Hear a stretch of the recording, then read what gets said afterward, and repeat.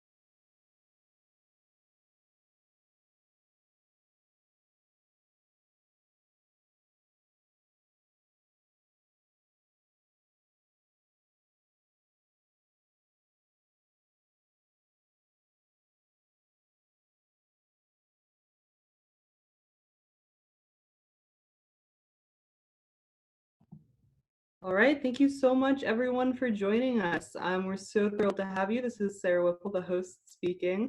We could ask that all attendees who are not speaking in the meeting can please mute and also hide your video. That way people can have only the view of the panelists who will have their video on. If you missed the announcement on how to only see the panelists, go to the upper right-hand corner of anyone who has their video off. You go to the 3 buttons and you can press hide all non-video participants, and that way you only have the speakers on your screen. In the chat box, you'll see a message from me. We have a link in that if you'd like to receive email updates about future panels in this series. We unfortunately are not able to offer captioning because we had to switch to Zoom, but it will be posted to YouTube where captioning will be available. And with that said, I think we can pass it over to Samee, who will start today's program. Okay, hello everyone. I'm glad everyone's here. Thank you so much for joining us on our prep panel on white supremacy, merit scholarships, and UT Dallas. I want to thank everyone who's made it out here today for coming. I want to thank UTD Arts and Humanities for their generous sponsorship, and specifically Professors Ben Wright and Ann Gray Fisher for their extensive support, especially today. I want to thank Sarah Whipple and Arif Siddiqui for developing a program of equity and justice with me. And I want to thank the many students at UT Dallas who are working towards justice, especially the demands that were issued by the Black Student Union and other folks and coalitions working there right now. I want to begin with a land acknowledgement. I know we are operating digitally, and we may be in different time zones even, but I do want to acknowledge that UT Dallas is on occupied Indigenous land. We recognize the Comanches, Yuman Apache, the Guajaliticos, the Caddo, the Carrizo, the Biday, the Cuavo, the Wichita, the Tonkawa, the Carakawa, and their descendants as the original caretakers of this land. We recognize the presence of all other tribes and bands who are not explicitly mentioned in this acknowledgement. We also recognize displaced Indigenous communities throughout this land who may not necessarily be part of who are forcibly removed from their homelands and relocated to Texas, which include the Kickapoo, the Cherokee, the Tigua Pueblo peoples. We recognize that Texas was and is a part of Aztlan, the homeland of the Mexica peoples. We honor Indigenous cultural and ancestral connections to the lands that we operate on, as well as the waters of the sacred springs that we walk along. We recognize that Indigenous peoples are present with us today. We acknowledge the historical traumas of colonialism. We aim to honor and respect Indigenous people, their sovereignty, cultures, customs, and beliefs. We will also respect those who are in the process of reclaiming their indigeneity.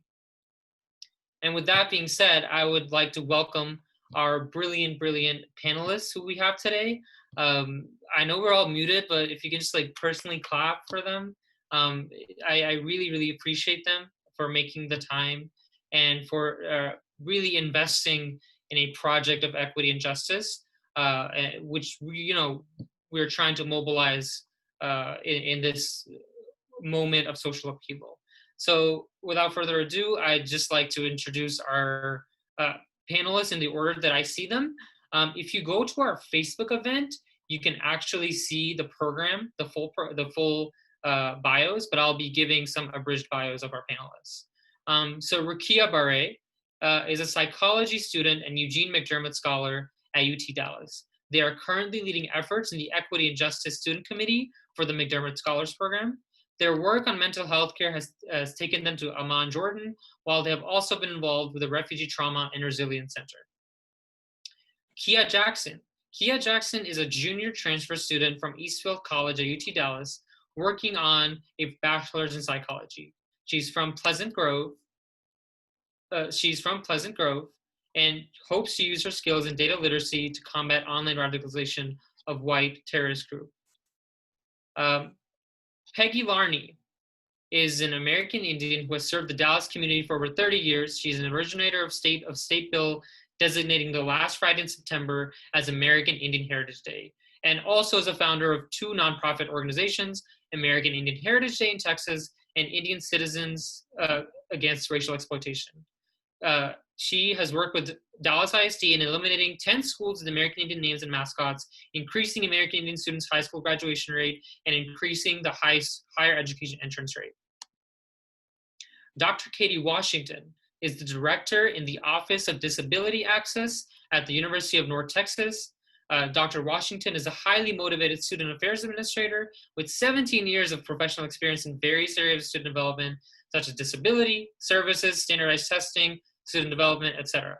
She will begin her term as president-elect of the Association of Higher Education and Disability on July 31st. André Watson is an 8th-year teacher and teaches AP Biology and English as a second language at L.V. Berkner High School in Richardson ISD. He was recently featured in the Dallas Morning News for his engagement with students on issues of racial justice. Okay, and I forgot to introduce myself. I'm Samee Ahmad. I am a recent grad of UT Dallas. I was in the Eugene McDermott Scholars Program, and I was helping organize the Equity and Justice Committee. Okay, we feeling good? Feeling active? So I got some great folks on our panel today. We're gonna hear from them soon. But before we do that, I want to give a sort of general framing of what we are trying to do here and why it's important in this moment. So the American university is predicated on this idea of meritocracy, which in administrative belief is this idea that there are certain universal standards, like an SAT score applied across the board that will produce the most meritorious and therefore deserving population of students at the schools. These standards, however, do not account for access, do not account for class, do not account for gender, race, and a whole host of intersecting identities and factors. UT Dallas is a prime example of how a university builds their community around this myth of meritocracy. This framework explicitly excludes students from certain communities, primarily Black, Indigenous, disabled, low-income, and first-generation students. These admissions policies, in turn, influence campus culture and how UT Dallas chooses to treat and invest in the few students that do belong to those communities, and to what extent UT Dallas involves itself in those communities in Richardson and Dallas, and the DFW area at large. So now, why are we so expressly against using these universal standards like the SAT score to tether so much institutional backing and funding? Simply put, the SAT was founded by eugenicists. Eugenicists who set out to prove that non-white folks are incapable of holding and handling a Western education system.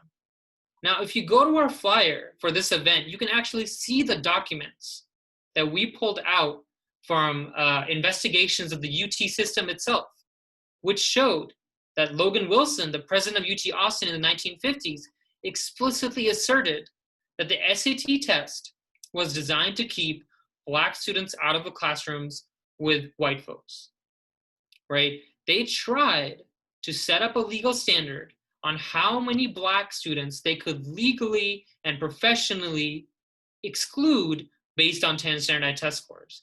They even discussed how many they could exclude so it wouldn't look suspicious.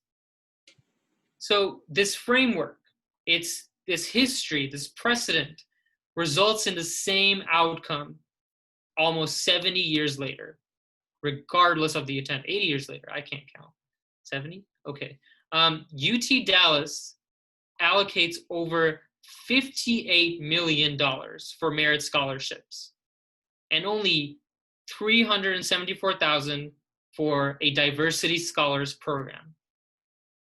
If you're bad at math, that's like a difference of $57 million.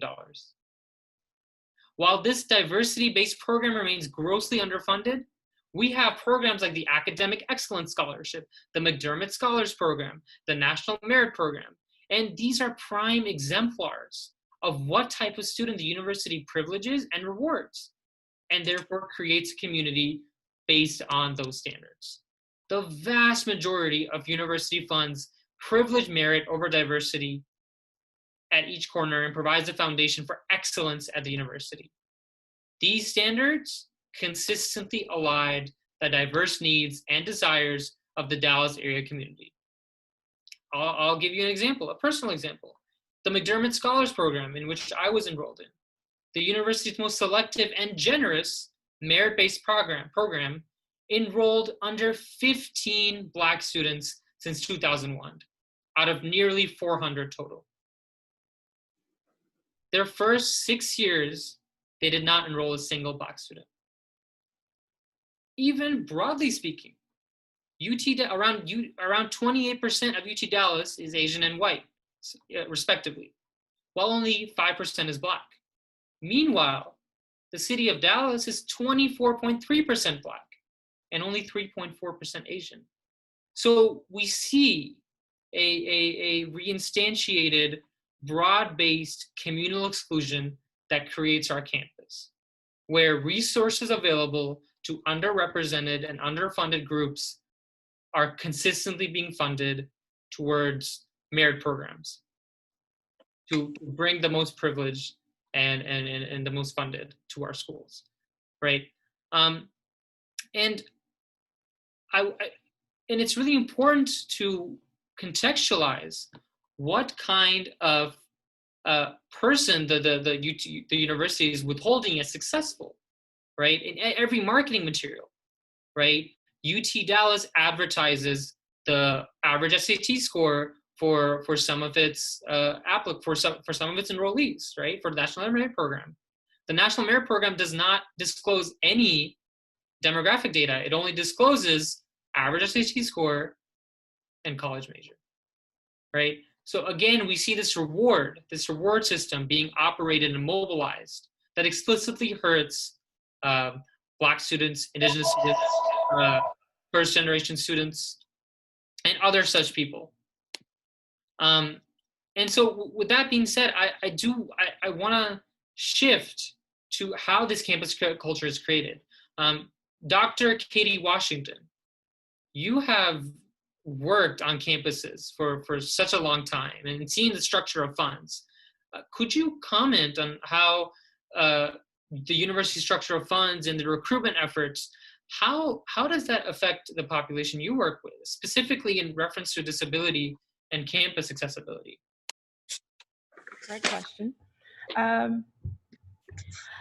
I have seen that in the course of what I do on a daily basis, that I do agree with what you've said about universities put in money where they feel they want reward back. So the student populations that are recruited typically are not students with disabilities. And if they are, it's through the other identities that they identify through. My office typically handles students who need accommodations through for their classes, and so they don't have that through the admissions process. But once they're on campus, then our office serves to assist them. But when you are coming to a campus that is not a minority serving campus, there's already a stigma attached to students of underrepresented populations that questions how they got to where they are. And by coming to an office such as mine, it's almost like a self-fulfilling prophecy, if you will, that the only reason that they're here is because they're getting assistance through some other means that starts to undercut their intelligence, their ability from an intellectual standpoint. And so not a lot of funds are diverted to disability services, and there are limited funds that are diverted to diversity efforts. And it's sad from the standpoint that we have a lot of colleges that like to tout their diversity, but diversity and inclusion are two totally different things, especially once the student gets to a campus and figures out that they're kind of the lone person in a lot of the arenas that they are in, whether it's from a student standpoint or a professional standpoint. And so there definitely needs to be more money devoted to those efforts. But until the campus culture has a better understanding of the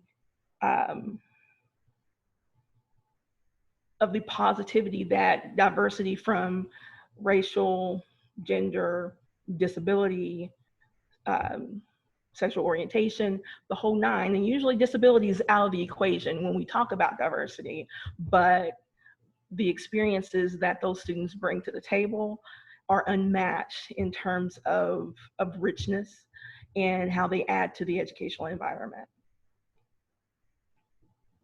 Would it be okay if I added something to that? Please, please. Okay, this is Ruqiya speaking, by the way.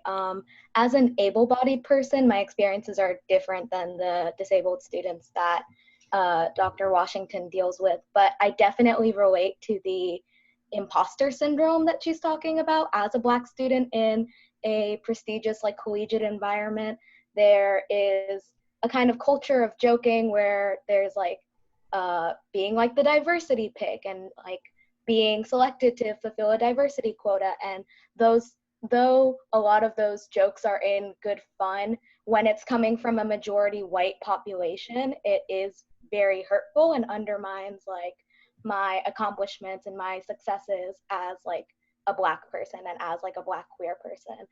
And it undermines the hard work that I had to put in and chalks it up to fulfilling a diversity quota. So I totally understand. Yeah, and I want to go to André here. If for those of y'all who don't know, and you should really check this out after the meeting, André and his students were recently featured in the Dallas Morning News.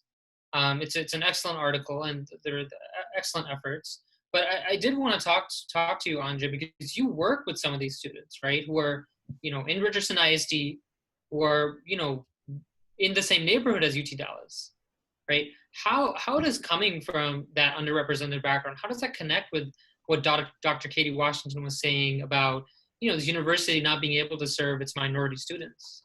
Yeah, and it's funny that as all people who have graduated or recently graduated, I'm sure we've all heard those diversity pick and affirmative action jokes that aren't really jokes, but whatever. But simultaneously here, our fellow white people talk about, C's get degrees or D's get degrees. And somehow our intelligence is questioned when we could be scoring higher than them. And I guess the point I'm trying to get to is that, you know, we talk about intelligence as a form of this grade, right? We constantly talk about how the SAT score is so impressive, yet we have CEOs, we have powerful government officials that brag about how they barely passed college, or how they dropped out of school and how school isn't for smart people, right? And so we constantly have this moving target about what we define as intelligent, and then we leave out these students of color, we leave out students who have disabilities, we leave out students who may not be considered the normal that we traditionally attribute, but then we constantly move the target, even when we do reach that sort of false white meritocracy ability that we're constantly given. And at our schools, I have so many students that would enrich UTD that are just not even tried to be recruited, right? Students that make B's, C's, maybe even D's, that with the right recruitment, with the right accommodations, would be a wonderful inclusion into the community. And they're just an afterthought because, oh, we want students who make straight A's, right? And even when we do have students with straight A's, as you mentioned, Samee, earlier, 15 students in the total program. 115. 115, excuse me. And under, excuse me. Yeah. And none in the first 6 years. Are you kidding me? Right. You know, I think that this just goes to a larger point of what are we really considering as intelligence, and how are we defining that? And how does the SAT actually define or give intelligence when, I mean, as you pointed out, it really doesn't. Yeah, I just want to also ask you about, you know, you were working specifically with students who organized protests, who are contributing to their community in different ways, but the university doesn't see that as merit, right? Merit is specifically tethered to an SAT score, right? Like if you look on the AES website, I mean, it's like, we have students who, or the National Merit website, or Honors College website, it says our average SAT score is 1492. That's all. That's all you get to know about the student profile, right? So could you comment on you know, the students you work with who organize their community in different ways? Yeah, I mean, unfortunately, I think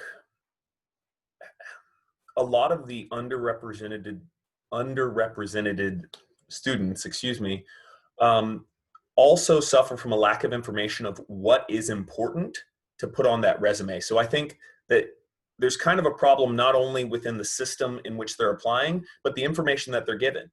For instance, I don't think that any of these students would put on their resume, oh, I organized a protest and was featured in the Dallas Morning News. However, that's something that is incredible, that very few people actually get to experience in a major metropolitan newspaper, right? And so, you know, I really think, and I know there's a movement to go to a more holistic approach to students, but it really just, it can't get here fast enough, right? And on top of that, I think that the questions that we put in those applications need to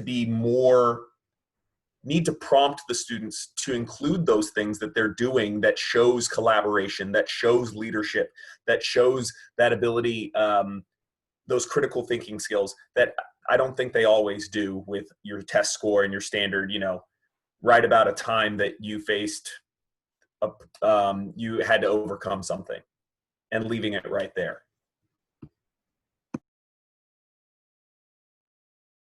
Yeah, that's totally correct. And the way that you create this kind of standard, right? This is the standard student that we have, and it leaves out so many other contributions that people make. And I just want to move to Peggy, right? Peggy's also someone who has worked on getting people from Indigenous communities enrolled in higher ed, right? And increasing high school graduation rates. But we see if you literally just look up SAT, college board SAT demographics, etc., like percentiles, you will see, for example, for the McDermott Scholars Program, you need a minimum SAT score to even qualify, right? Less than 1/3% of 1% of in total Indigenous students who take the SAT meet that standard. And it's less than 1% for Black people, right? So Peggy, could you comment on how merit, these standards of merit and university profiles exclude the communities you work with? When I used to work with the Dallas Independent School District, I was in charge of the American Indian Education Program, which meant that I worked with the Indian students, with the Indian parents, and basically doing a mini DISD type of activities and programs. And ours was a little bit on a cultural related, relevant slant, because our Indian people needed to know that we're important with our heritage and our culture still in today's time.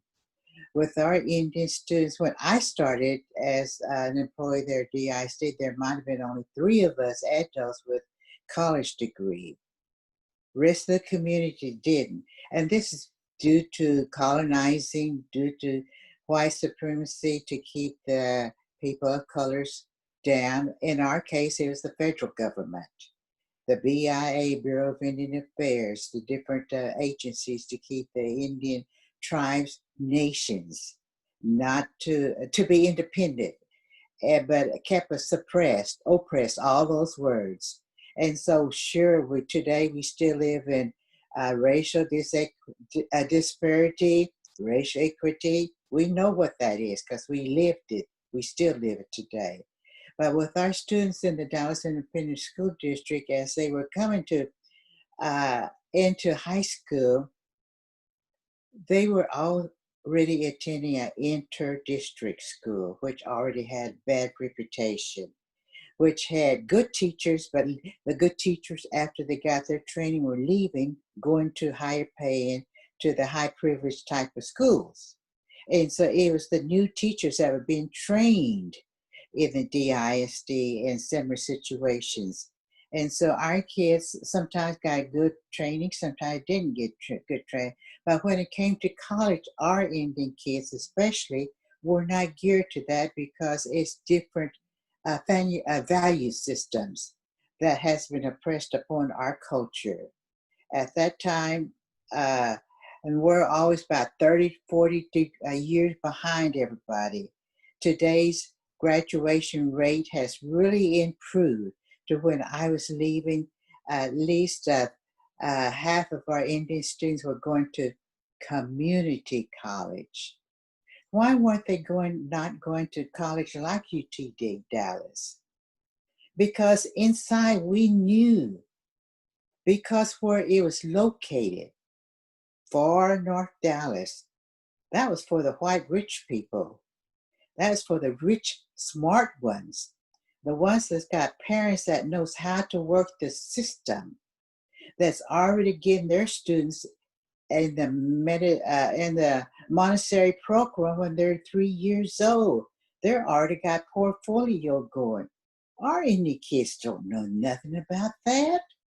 We're barely struggling to get them through elementary. And we know that, I know that, by the time they take standardized testing, 3rd grade, a lot of these kids are already indicated whether they're going to finish 6th grade.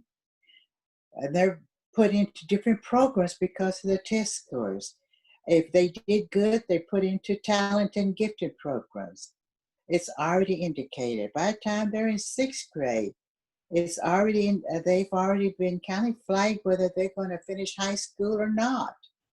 And then by the time they get to a certain grade, they already know whether these students are going to our college material students or not. And then the counselors, of course, the squeaky wheel gets the attention. And our Indian kids are very quiet, doesn't get that attention. So they get lost in the system. And today's time is changing generation for generation. They're getting a little bit more vocal. They're getting a little bit more, parents are staying here in the urban areas and encouraging their students to do better, to go to college. So that's why our numbers are getting better about every decade. It improves. But when I first started, it was very, very sorrowful. But I'm glad to see that it had really improved by the time I left, and it still has maintained at that level. But it's because there's community colleges. They don't feel comfortable in applying to UT Dallas or to other similar state colleges or universities. There's always exception to the cases, but the majority of our Indian students. So, the standardized test is set up kind of a failure for a lot of our school system, because our students didn't do good in school. They're not fluent in English. They may not know how to take tests. They're scared to take tests.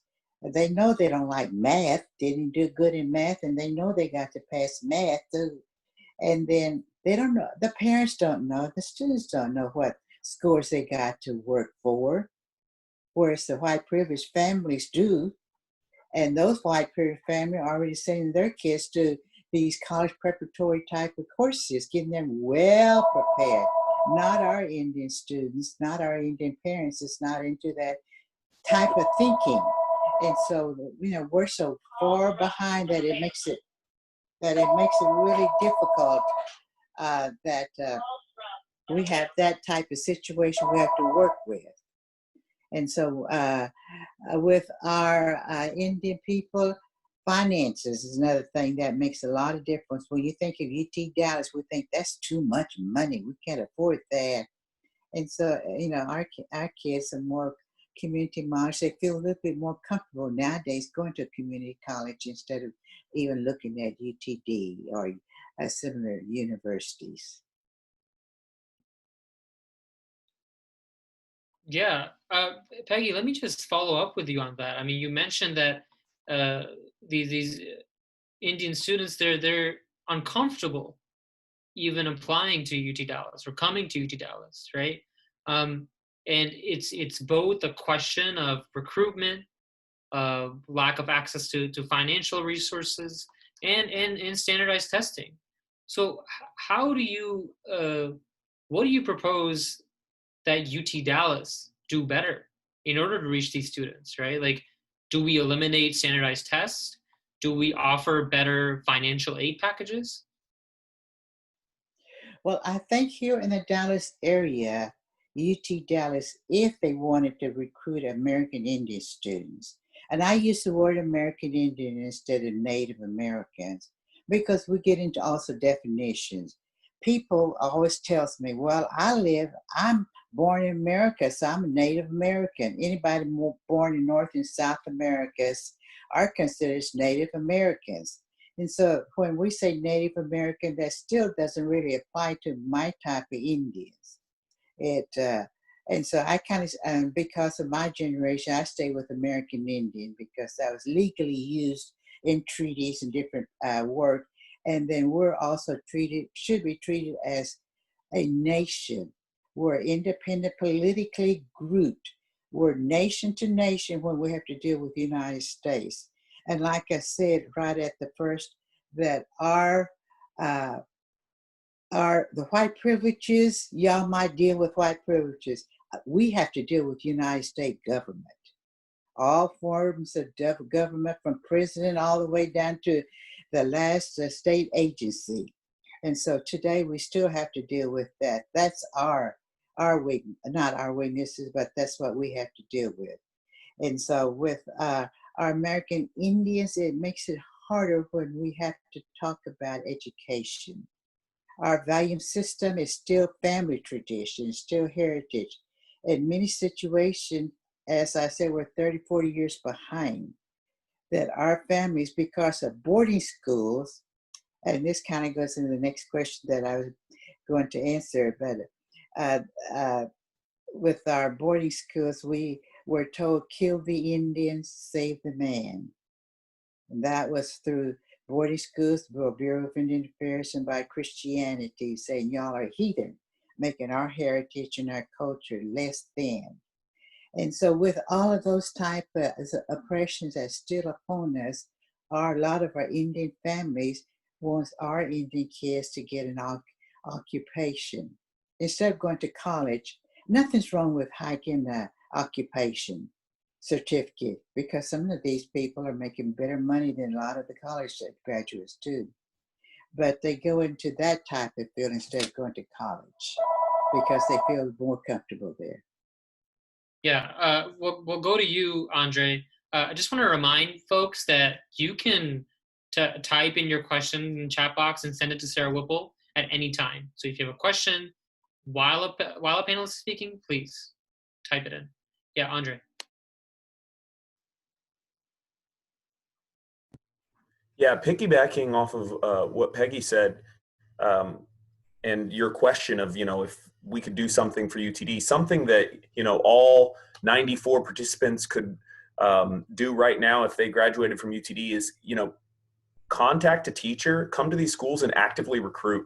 One of the biggest things that I see is that we have some UTD graduates that come back, but they come back to only their friends, only their community. And, typically that's that high achieving students that UTD wants. And, I kind of want to put that question to Kia, who's comes from Pleasant Grove. What would you do? I'm sure that there are brilliant students over in Pleasant Grove that are just not even getting access to UTD at all. And so, I really want to see what Kia thinks being graduated from UTD.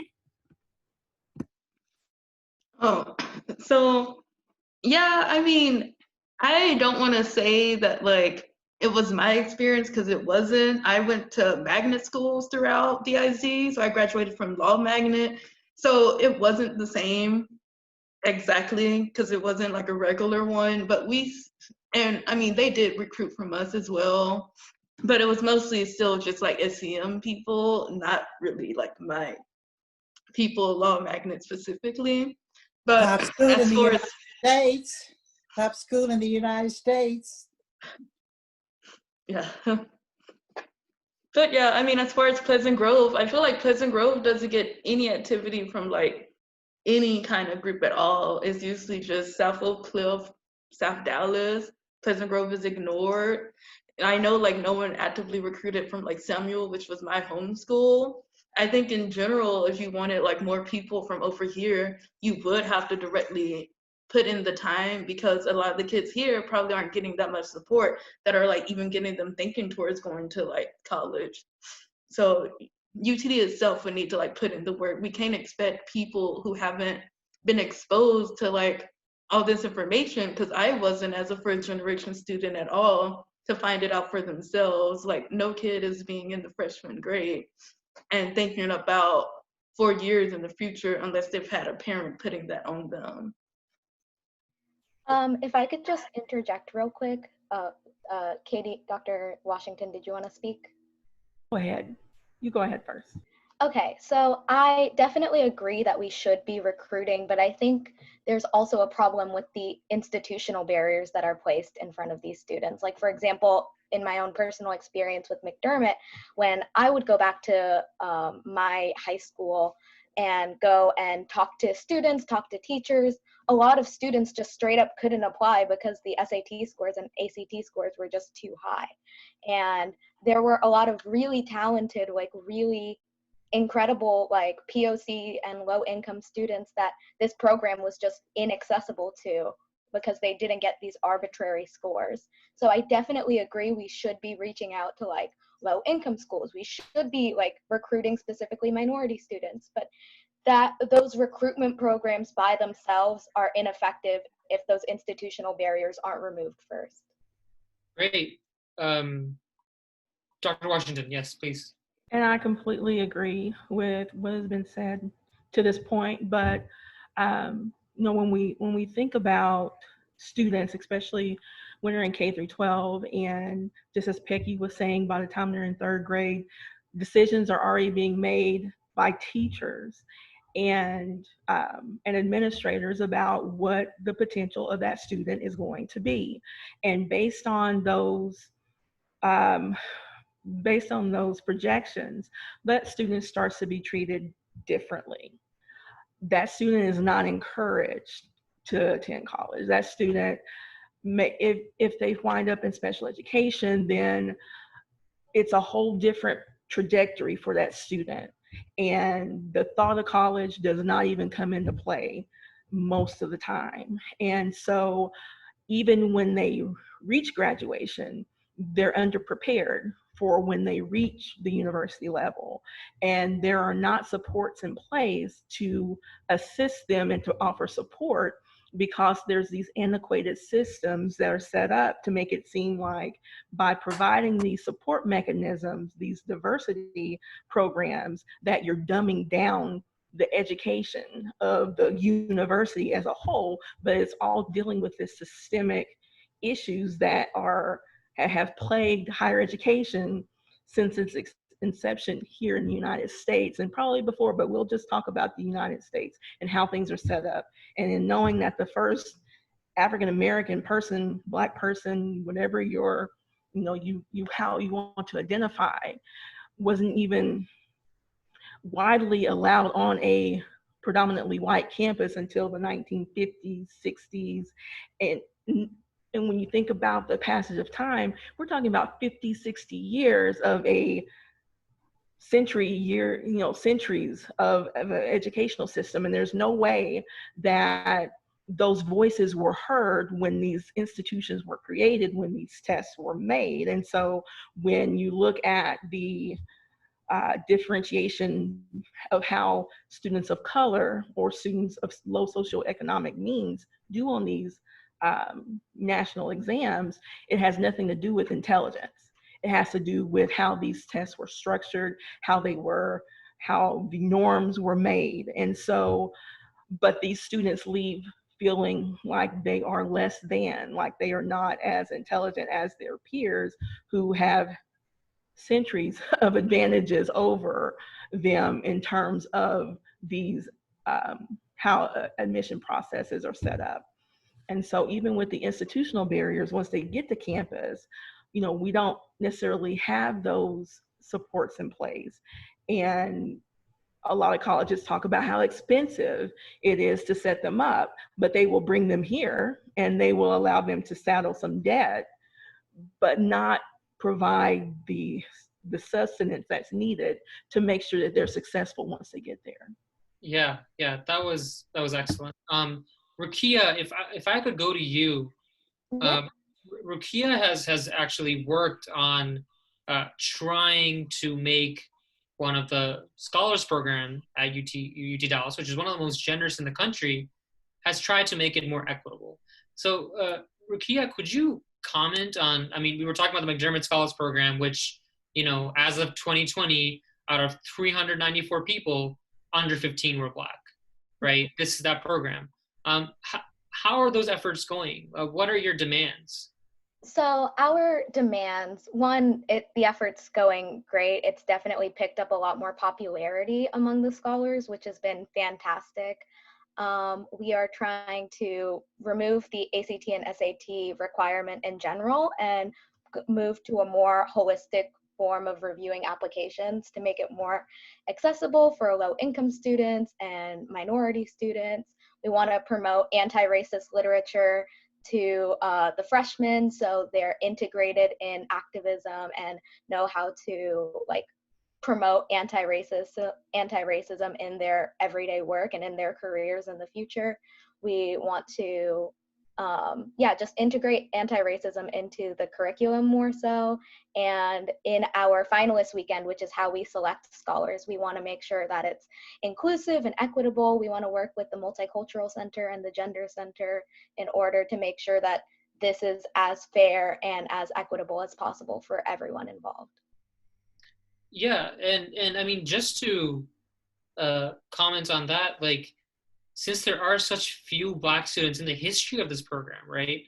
How has your experience been, before these equity initiatives started? What has been your experience as a Black scholar? My experiences as a Black scholar were definitely, I think unique is a very nice way of putting it.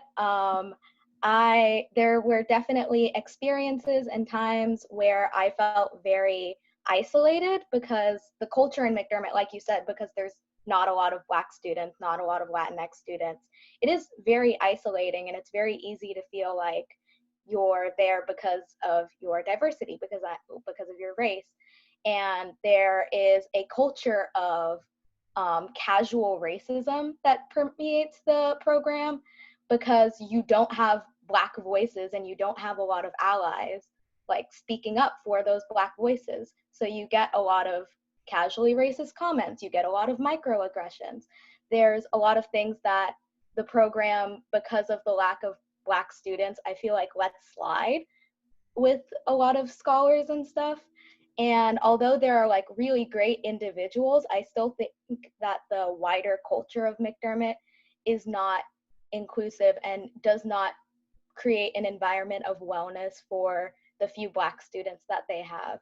And it's apparent that the program isn't interested in creating that environment of wellness, which can be seen in like the last two classes just straight up not having Black scholars, and the fact that there's less than 15 Black scholars and we can't know the exact number because it would be a FERPA violation, which is surreal to me. So yeah, like my experiences as a Black scholar have definitely been not the best. And that's why I'm working with the equity committee to make sure that Black students that do come in the future don't have the same experiences that I did.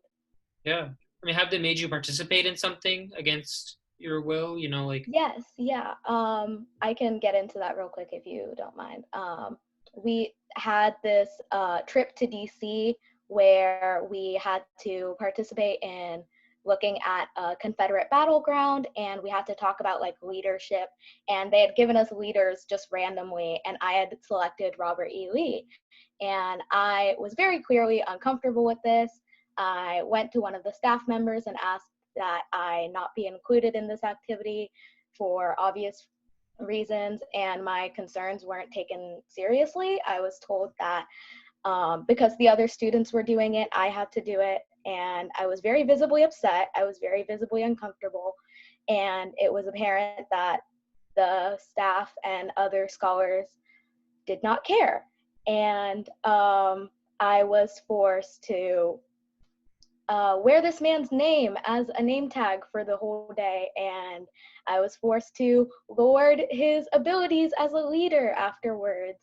And it was one of the most humiliating experiences as a Black scholar. I'm sorry to get emotional. It was not a good time. Wow, that's disgusting. And thank you so much for sharing. Really, really awful way to treat someone. And I just want to pivot to Kia as well. If you can add to this discussion in general at UT Dallas, what has been your experience as a Black scholar, as a Black student, or as a student from Pleasant Grove, or a commuter student even? Yeah, so my stories is interesting because I kind of have something to say about the lack of support and also commuter, but the commuter part happened afterwards because I actually like made it into UTD directly out of high school, but then I ended up dropping out that same semester. And I failed out because there wasn't really any support for me. I didn't feel like comfortable on campus to the point to where I would even like go to the sort of like supports that I knew about, like for like math help and things like that. And it was also just mental health reasons, and I ended up falling out, going to community, then having to come back and be a commuter. So I can like definitely speak to the lack of support, and also how they just don't support the people who kind of like squeak through high school, because I definitely had a bad GPA, and it was my test scores that got me in automatically, which is like how I got on campus in the first place. But as for being a commuter, I feel like just in general, if UTD wants to claim to be this like school that wants Black people, wants poor people, and just brown people in general to come to campus, they need to like back it up with more, and they need to think about us. like for one example is when the way they would have scheduled our finals before Corona. So if Corona never happened, I had a final that was at 7 a.m., but since I live all the way in Pleasant Grove, that means I would have had to waken up at like 5 a.m. to even make it on time, or I would have had to like find a way to be over there. And also another thing is like, they don't consider our test days because it was scheduled on a day when I wasn't even supposed to be on campus. So I would have had to take off of work. So those are like two burdens I would have had to deal with just because I was like poor and lived far away, which is pretty messed up. And also in general, I think like, even if it's not a harm that's being done intentionally, there should be exceptions made. Like one thing is that I'm a psych student and we all have to have research credits. But since there's not a lot of Black people in the psych program, we aren't usually like eligible to even do the research options, just because it's like easier research done if it's like limited to white and Asian students because there's more of them. So I feel like we should be given an exemption, and that would just be something UTD did if it like actually considered all the ways that we're specifically harmed or just have more burdens put upon us in general. And I also think that there needs to be just more Black professors specifically teaching Black history and just Black writings in general. Like, I don't want to go to a Black history class and hear it from a white person. It just doesn't feel good to hear them talk about something they clearly don't understand or have the compassion. So that's something I definitely want to see change. And also just more money specifically for like money going towards juniors, seniors, people, because it's like if we do make it into UTD as a sophomore from transferring, the reward is sort of just being on campus and then you're just there. You're not really given any opportunity to get a lot of money. So that's another thing they could solve. Yeah, that's it. Yeah, for sure. And I just wanted to pose this question also to you, Kia. I mean, you talked about some of these structural barriers that you face as a commuter student and as a Black student, specifically in psych. But I also, you come from Pleasant Grove. How do you, how does UT Dallas as an institution, as a flagship university in Dallas, right? How does it meet the students where they are in Pleasant Grove? Like, how do you make sure that these scholarships are better structured to serve the community where you're from? Yeah, I think for that, we just need more scholarships that aren't merit-based, like you're saying, because they do serve to like, eliminate a lot of us from being able to get them. Like for me, I wasn't able to get a lot of scholar money because I had a bad GPA, even though like my test scores were good. That was never the issue. It was never anything. Like I couldn't even it wasn't a problem of me meeting their own standard of intelligence. It's just because they weren't taking that whole holistic view. So yeah, we just got to get more money that actually considers people as a whole person.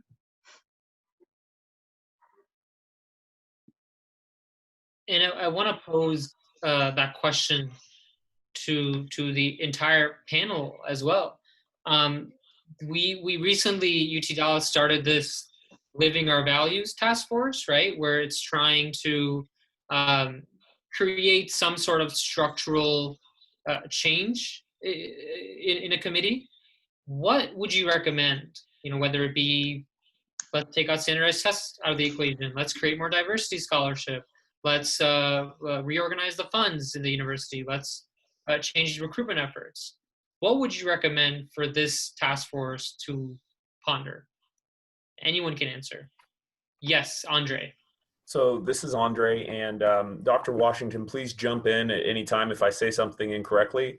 But, one of the things, to go back to what Dr. Washington was talking about when we talk about these systems that prevent kids with special needs from getting into those colleges, is something called an ARD, right? It's a high school review board that basically determines what this child with special needs, so say it's they need help in math, right? They have dysgraphia or something that deals with numbers.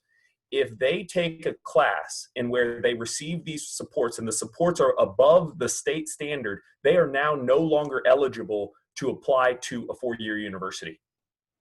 And that system already in place, which, you know, students of color are far disproportionately referred to special education in the first place, then further prevents them from getting in. And so I think one of the living the values is sort of defining that UTD could do is defining what type of student do they want in, right? If they really want that diversity, is the recommended graduation plan as defined by the state as a way to sort of almost systemically eliminate students with disabilities, is that something that they really want to be a part of?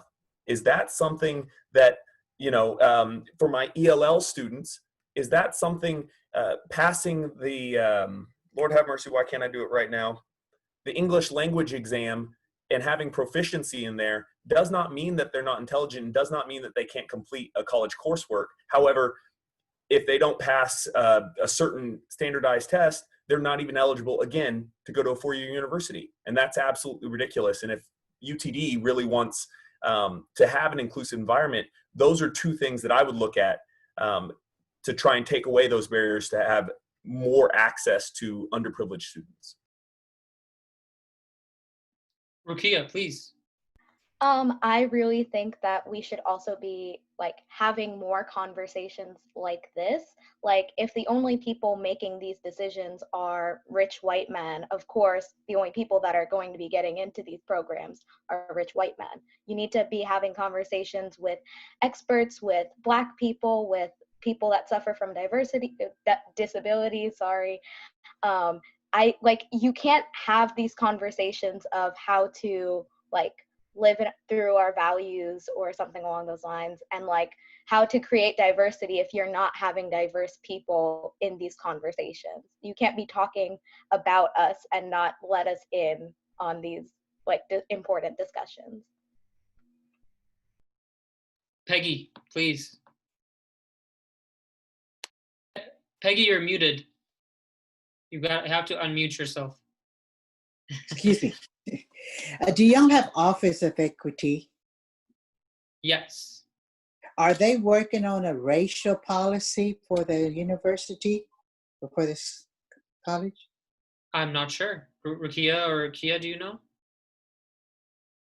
I'm not sure. Sorry about that. I know that most of the school districts are, and some of the universities have Office of Equity, and they've been working on racial policy statement that's kind of addressing exactly what we're talking about.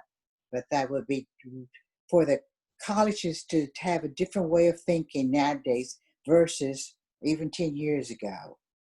And so I think that might be something you might need to check up on and make sure that there's a racial policy that's been developed by your university that expresses some of the things that we're talking about.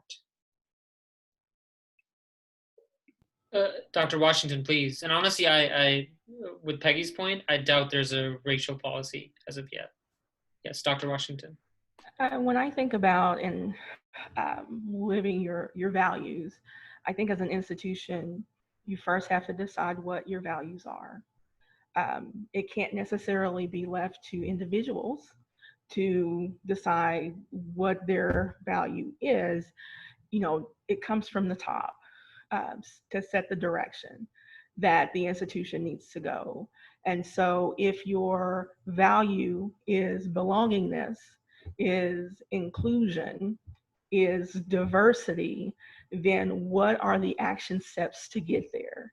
But you have to work on the culture within the campus, because even once you get them there and you have the supports, if they are experiencing microaggressions in the classroom or amongst their peers, it still doesn't work. And so if the institutional effort is there and the plan is there, whether it's through the equity office, whether it's through the president, the provost, whoever it may be, the direction can't go from the bottom to the top. It has to go from the top to the bottom. And so for me, living your values has to be tied into the campus culture, or it just will not work.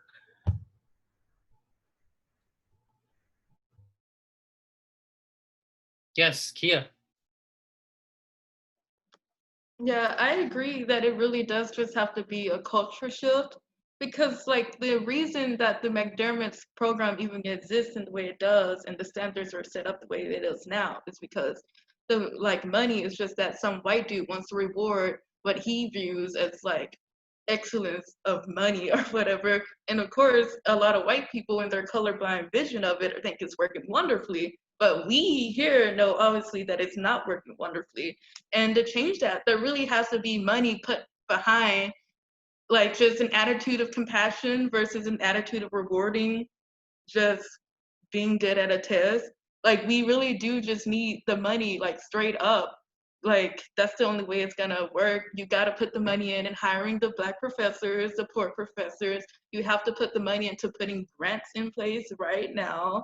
That's the only way like you're actually gonna be living these values you're claiming. So, yeah. Yeah. Okay. Anyone else want to speak to that question or discussion? Okay, I know we only have about 30 more minutes, and I would like to conclude as well. So I just want to move into the Q&A. If you are in the audience and you want to ask a question, please just write it in the chat box, and we'll get to it. So I want to ask the first question. Okay, could you, here's the question, okay? Could you please outline a specific strategy and implementation plan to rectify these problems you've outlined, and any projection of the kind of resources needed to make it happen? I just want to say one thing before we move into answering this question. As I detailed in the beginning, the resources are there. 58 million this university spends on merit scholarships. 57, if you subtract 57 million from that, that's how much, I mean, even less than that is what the university spends on diversity, the diversity scholars program, right? So the resources are there. How do we implement, how do we outline a specific strategy to make it happen? And anyone can answer. I guess this is Andre here. I guess I just have a question or to the moderator, Samee. In what regard is this question? Is this just generally speaking? Is this for UTD? I mean, you know, obviously my expertise would be in the high school arena, but I guess I just need a little bit more clarification on what the question is going for. I think this person wants to know specifically about UTD. How does UTD recruit these students? Like, what kind of plan do they implement? I think something that can be done, and again, I'm not speaking as an educator, so I may be misinformed, but I think removing those structural barriers like the SAT and ACT like requirements would be a brilliant first step, because a lot of these students, like I said, that want to get in are stopped at the door because of these barriers. And talking to experts in like in UTD, for example, at the Multicultural Center, at the Gender Center, at the Office for Students for Accessibility, like talking to these people who it's their job to work with vulnerable and marginalized communities and get their insights on how best to accommodate and include and integrate these students. Like, I think, like you were saying, like the resources are there. I think the administration is just not putting in the effort to make these changes and talk to the people that have the answers. Andre again, and you know, to piggyback off what the former speaker said, I just don't want to miss Ruqiya. My name's Ruqiya. Ruqiya, I'm so sorry. To piggyback off what Ruqiya said, yeah, you know, in my vision, to talk about reaching out to those marginalized communities, I think it's as easy in Richardson as saying, hey, we hire 4 counselors, social workers, whatever their expertise is, and we send them to the 4 high schools in the area, and their sole job is to conduct holistic interviews with underrepresented individuals, right? The B, the C, the D students, and talk to them and see if they're going to be a fit for the values that UTD proclaims. You know, I think putting in the people and the resources would really start putting forth the type of diversity that UTD is sorely lacking, unfortunately. And I think it's as easy as that, building those relationships with Richardson first, because obviously located in Richardson, and then expanding DISD, right? Arlington ISD, Fort Worth ISD, and going Pleasant Grove, right? And going out to these other communities and these other schools and building those partnerships that way. That's one way that I would present to implement and then work through that problem. Thank you. Yeah, that's awesome. I'm going to move on to the next question. Someone asked, I would love for the panel to expand on some of the interpersonal barriers they've experienced to systemic change. Like, for example, what have you experienced in response to your recommendations for change for the McDermott Scholars Program? So, Ruqiya, we'll go to you first, but then we'll pose the question to the entire panel. Yeah, definitely. Although, like I said, our efforts have been growing in popularity, there has been a lot of pushback from staff at the beginning, from other scholars and alumni who think the program is perfect the way that it is and it doesn't need to be more diverse. And like, I think that when you are looking at the world and looking at the program specifically through a lens of white and like high class privilege, you don't see the problems with having this like merit-based system, because you're like, oh, these people deserve to be here because they got these grades, and you're not looking at the class involved, you're not looking at how race is involved, you're not looking at these very important intersections of how a student gets the grades or gets the test scores that they do. And I think that that lack of understanding and that lack of empathy, I feel like, is what causes a lot of pushback from people within the program.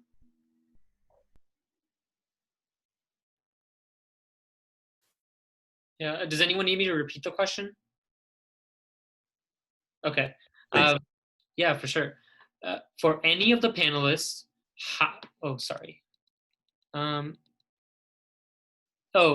what have your experiences been in response to your recommendations for change, right? Like the interpersonal barriers you've experienced while you've been battling.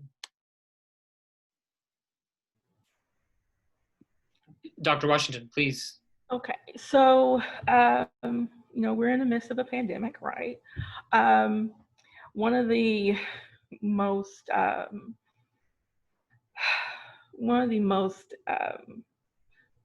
accommodations that I have that requires the most work to even fathom if it's possible is remote instruction. Because we have some students who have medical diagnoses or psychiatric disorders that they can't always be in class, that the barrier itself is being able to attend on a regular basis. And for 15 years, I get that is impossible, that is a fundamental alteration, you can't do this. But March 26, 2020, when all of these classes, thousands, went online because the ableist mindset changed, because now they felt what it's like to be in that position of not being able to go to class, then it's done, just like that. And, you know, we're still in that spirit, but we're slowly trying to return to an in-person offering. And so what seemed to be a barrier to those with disabilities, and unfortunately, it's still a barrier for those with disabilities, because as soon as the pandemic is over, or even while we're still in it, I still get pushback on certain students who are in high-risk categories with disabilities who still can't go to those in-person classes, getting pushback and resistance because we still can't move beyond our place of privilege to understand that those who are in oppressed positions, to add credence to their story or understanding or compassion, to open the eyes to see the other side of the story. And so unfortunately, it's still something that's going to continue, but that is that same system that has been in place forever. If you look at a picture of the college campus and a college classroom in 1840, and you look at a college classroom in 2020, pre-pandemic, it's the same, other than there's some color differences.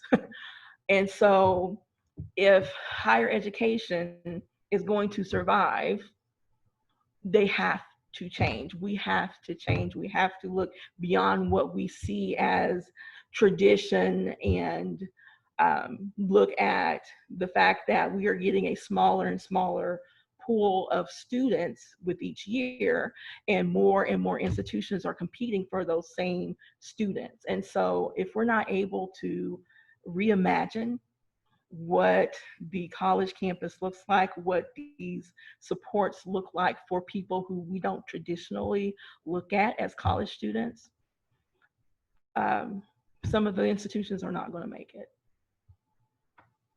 Certainly, and it's frankly kind of ridiculous that, I mean, as you've always denied people the ability to take online classes, and as soon as everyone else has denied that fact, it's like, all right, this is easily go into pandemic mode, right?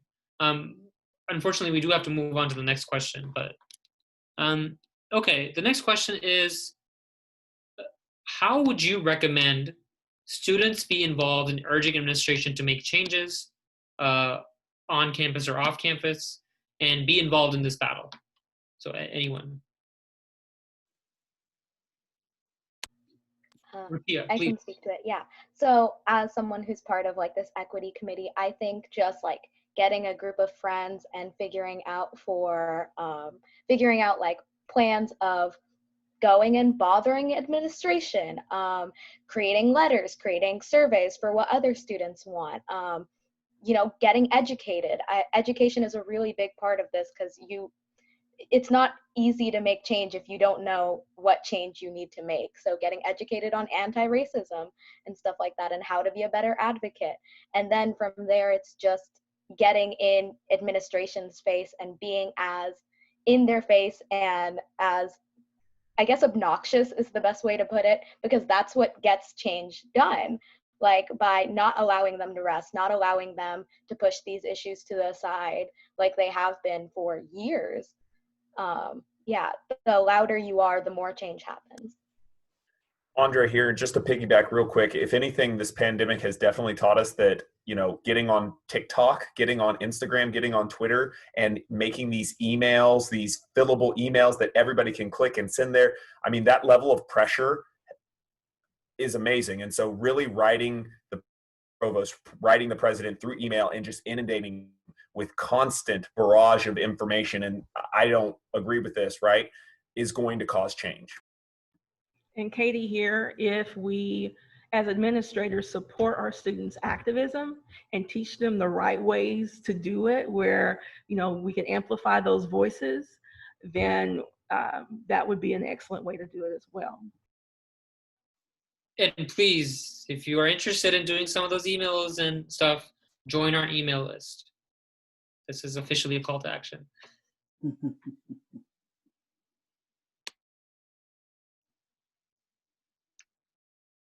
Okay. The next question is that, going off on when you go to admin, right? One of the things that UTD admin is really good at doing, administration, is that to distract from, and this is part of the question, to distract from these massive racial diversity issues UTD points to the large proportion of international students that attend. I would be curious to hear the panelists' perspectives on these red herring arguments I noticed during my time at UTD.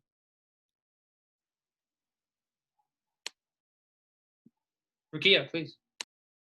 I can speak to that. I think that diversity is not just having international students. I think the fact that we have a big international community is fantastic. But if you look at that and look at our drastically small Latinx and Black communities, it's apparent that diversity is still not being paid attention to. I think red herring is the perfect description for this, because if you just pay attention to the fact that, like, oh, we have a lot of Asian students, we have a big international community, it looks diverse on paper, but there's still a serious lack of Black and Latinx students, a serious lack of like poor students that are being supported. And if you look at those, it's apparent that there is still a very serious issue of racial and class diversity that UTD needs to attend to.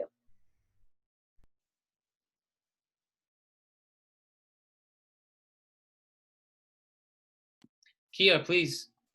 Yeah, I agree, because they just say that to basically distract from the fact that there's not many just regular like poor Black people from the hood on campus, which there are not. I've only met like one other person from a community campus, period, in my entire time here, and she was Latinx, but she's the only one like this entire time. It's ridiculous.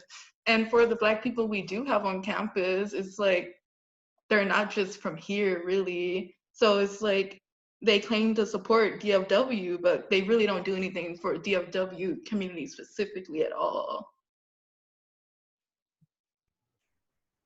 Please, Katie. And I also find those types of conversations to be divisive and cause those that are from the different minority communities to, for lack of a better word, argue over the scraps versus trying to figure out how together we can achieve what the the diversity that the university needs. And so I think there's conversations that of course needs to be had. I veer away from saying there needs to be educational moments, because honestly, I think that that has been a another false narrative that we have to teach. We have to teach those in power how to be better people or how to be anti-racist. I think that those that want to can. If you want it bad enough, you'll do it. And I think that anything less than that, you're telling everybody what your priorities truly are. Yes, Ruqiya, please. Just to piggyback off of what Dr. Washington was saying about the myth of like teachable moments, I think that's definitely true. I think there is this expectation that like Black students are meant to be like these saviors for white people to teach them how to be good people and are there for like the character development of these people in power, which is not true. Like, we're people, and like Dr. Washington was saying, if these changes are important to you, then you will make those changes. You will put in the work necessary to learn about what needs to be done, and then you will do it. It is not my job as a student shouldn't have to sit here and beg to be respected as a person. Like, that's surreal to me. Like, we shouldn't, like, as great as this conversation is, we shouldn't have to be having it. Like, those in power should be the ones that are making these changes, and the fact that we have to sit here and like beg for respect is insulting.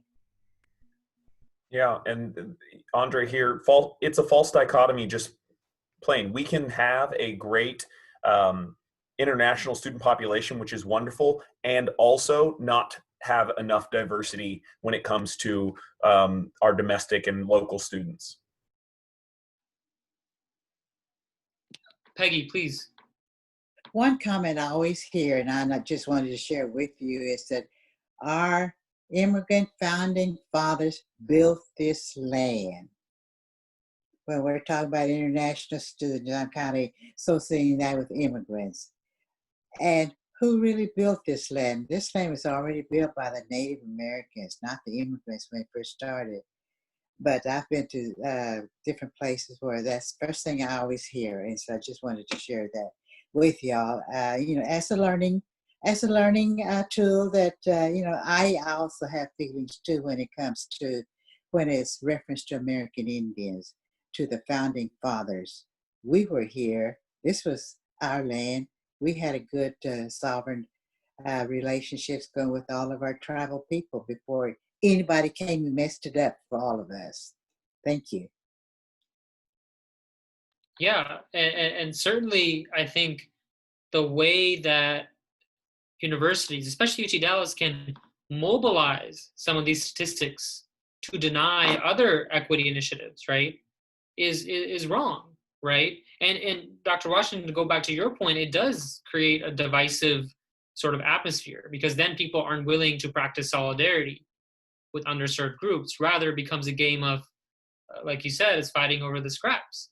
And I think it's really important to remember that even if we have a lot of Asian students, it's not reflective of the community we have in Dallas, right? The community, like Dallas is 3.4% Asian.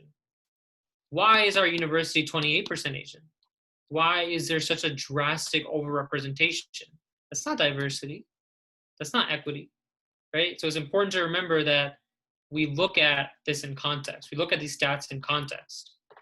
And just as a last question, let's see. How do we make sure that we improve diversity while also keeping students from feeling like they're meeting a quota? Does that come from an investment in support programs at the schools or otherwise? Ruqiya, please. I can speak to this. I think that this is more of, it needs to be a change in culture, because like I think a lot of the imposter syndrome that I experience stems from being in predominantly white spaces, and from the microaggressions that I would experience and the casual racism that would take place among my peers. Like I think it's more, this is less of an institutional change that needs to take place and more of a cultural one, because if you're in a space where your very existence is like constantly mocked and you're just supposed to roll with the punches and take that, like that is going to severely damage your mental health. Like it is going to severely impact your self-esteem and your sense of self-worth, when the very essence of your drive and your intellect and who you are as a person is mocked basically because of your race. And I don't think that's something that can be changed through institutions. I think that needs to be a change in the culture.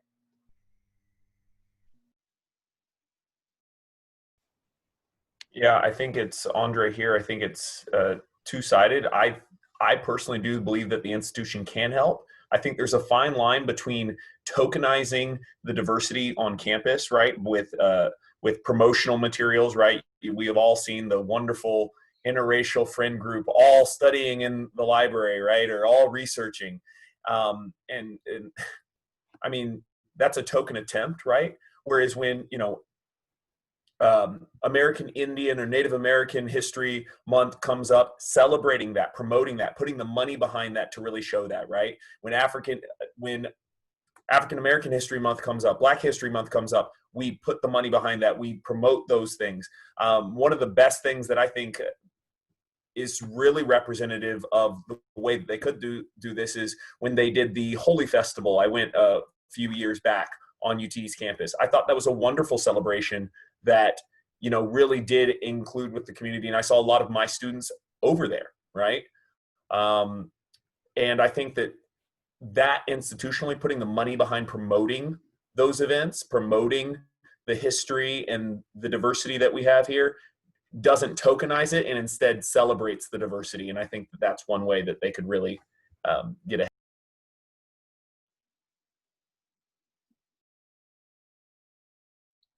Okay, awesome. Yeah, 100%. I think, again, we get to this conversation about how do we have diversity and then go on and deny equity initiatives, right?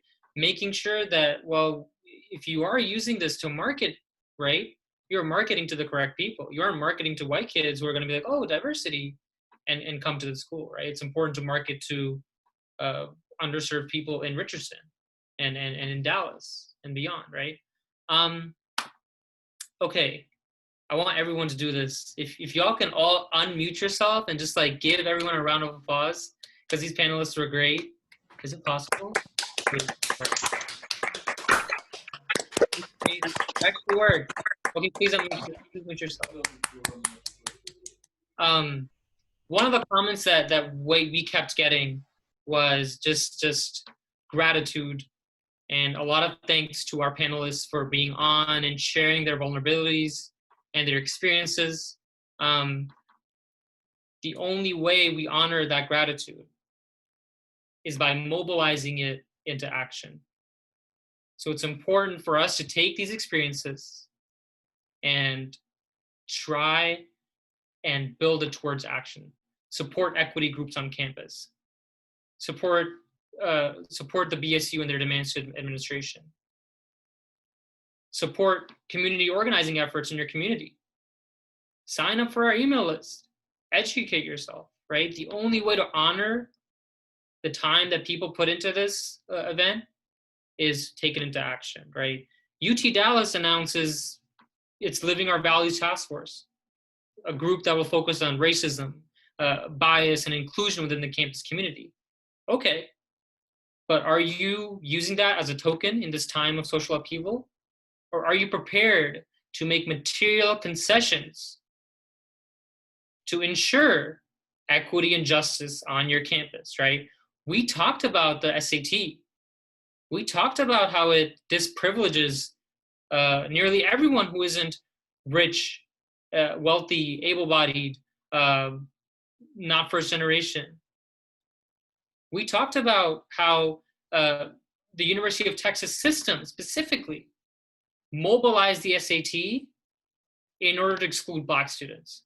If you look at our campus today, nothing has changed. Nothing. It's important to remember that this precedent, where $58 million are going into the merit scholarships and only $374,000 are preserved for the Diversity Scholars Program, it's important to note that that creates a culture of exclusion on campus. The resources are there. The resources have been there. It's important for us as students, as faculty, as alumni, as community members to demand that change. UT Dallas is a public university. It is accountable to members of the public. It is accountable to the community. You have power over this institution. We need to demand better, right? We need to demand better standards that do not elide the diverse needs and desires and demands of the Dallas area community. Thank you so much. Thank you everyone for joining us. We will be uploading a recording of this video probably on YouTube, but if you like us on Facebook, and if you are on our email list, we'll send it to you directly. So make sure you do that. Hopefully you are feeling a little empowered. You're feeling like you want to abolish the SAT. You feel like you need more diversity on campus. You feel like you need to see more Black folks on campus. So let's get to action. I'm glad y'all came. I'm glad y'all sat through this. Please join our email list. And thank you again for our wonderful panelists. We are so grateful to you. Thank you.